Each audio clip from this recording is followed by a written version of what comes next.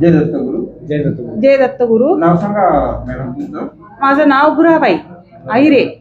कुठून आलात तुम्ही? मी नाशिकहून आले. काय त्रास होतो तुम्हाला? त्रास मला गुडघ्यांचा. किती दिवसापासून होता? म्हणजे 2-3 वर्ष झाले.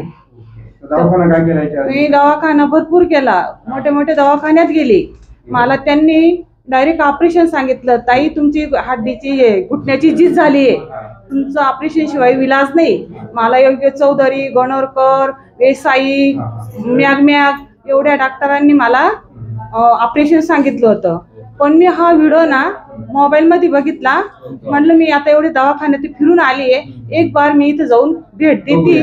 भेट देते म्हणलं दत्त आश्रमला.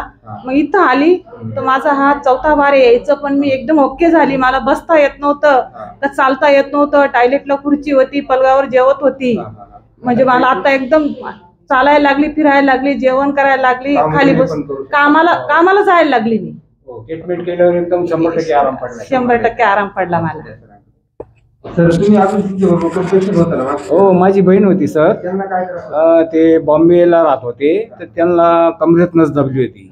तर त्यांनी डॉक्टरांनी MRI वगैरे, एक्सरे वगैरे सगळं काढलं. तर त्यांनी ऑपरेशनचं डिसिजन दिलं. तर मग बहिणीने मला फोन केला. बहिणीला मी इकडे बोलवलं की आपण एक वेळा दत्त आश्रमला जाऊन येऊ.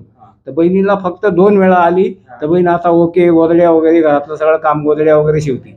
हो, 2 ट्रिपातच काम झालं.